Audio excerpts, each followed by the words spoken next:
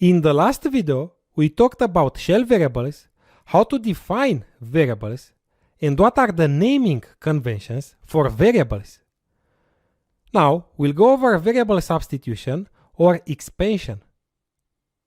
Giving a value to a variable is known as assigning a value to a variable.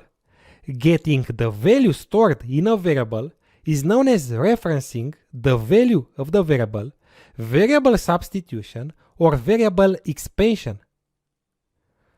The $character introduces parameter expansion, command substitution, or arithmetic expansion.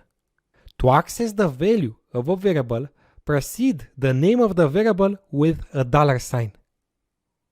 Let's declare two variables and then see the values of those two variables using the echo command, which prints out at the terminal. So age equals 30 and OS equals Kali Linux. I've used double quotes to declare the variable because there's a space which is a special character between Kali and Linux. And I'm printing the value of each variable. So echo $h and echo $os. Note that $variable is actually a simplified form of dollar and the variable between curly braces. For example, dollar and between curly braces age. Of course, I have forgotten the echo command. Echo $, and OS between curly braces. You can use either way, but if you want to append to the variable, you should use $ curly braces. For example, OS equals Windows. And echo $OS 11. Here, I tried to reference the value of a variable called OS 11, and there isn't such a variable. Now, I try using the $ curly braces notation. So $, the name of the variable between curly braces, and 11. And I've got the expected result. I have appended 11 to the value of the variable. If you reference a variable that hasn't been declared yet, you will not get a warning or an error like in other programming languages. Instead, it will display a blank value. This is the case with OS 11. Or echo $ my underline age. It has displayed a blank because the variable does not exist. Great, let's go ahead and talk about quoting. Quoting is used to remove the special meaning of certain characters or words to the shell. Quoting can be used to disable special treatment for special characters to prevent reserved words from being recognized as such and to prevent variable or parameter expansion. In Bash, there are three quoting mechanisms: single quotes, double quotes, and the escape character. Let's take them one by one. Enclosing characters in single quotes preserves the literal value of each character within the quotes. Let's see an example.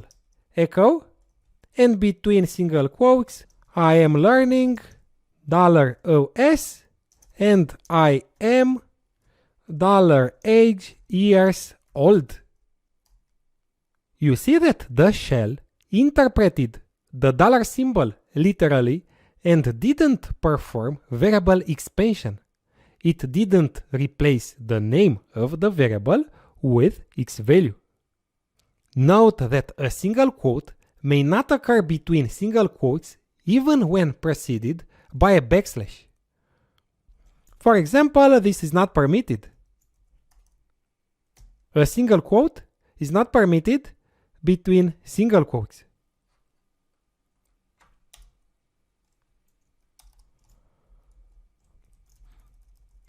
This is not permitted either. Let's move on to double quotes.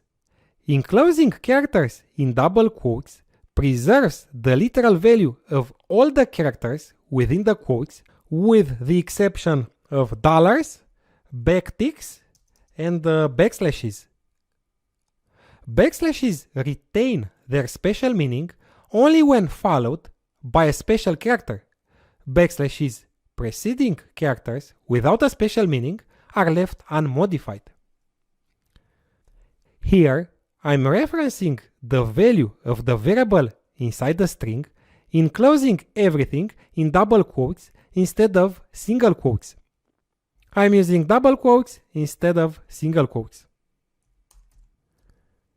And you notice that the shell has performed variable expansion. It replaced the name of the variable with its value.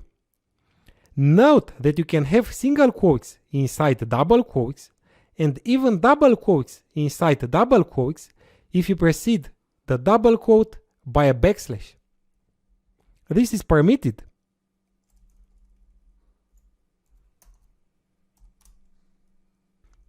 And I can also have double quotes if I use a backslash before them. The last quoting mechanism is backslash, also known as the bash escape character. It simply preserves the literal value of the character that follows, with the exception of a new line. So, before the $, I'll add a backslash.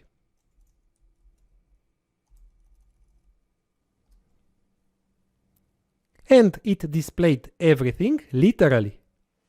Backslash cancelled the special meaning of the $, and printed $OS and $H literally instead of the value of the variables.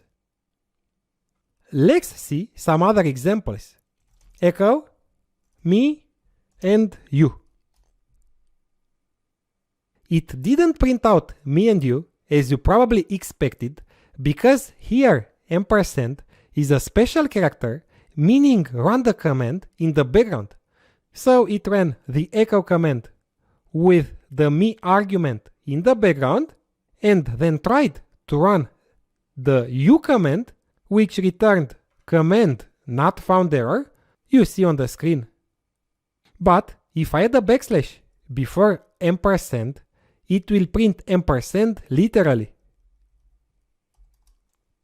You can also enclose me and you between single quotes or double quotes with the same result, because single quotes preserve the literal value of any character within the quotes, and double quotes preserve the literal value of all characters within the quotes with the exception of $, backticks, and backslashes. I'm using single quotes and now double quotes. Let's see another one. I'm printing a Windows path. For example, echo C:\\/ Windows. And it didn't print the backslash because it's a special quoting character. So it's necessary to add a second backslash before the existing one to preserve the literal value of the next character that follows, which is backslash.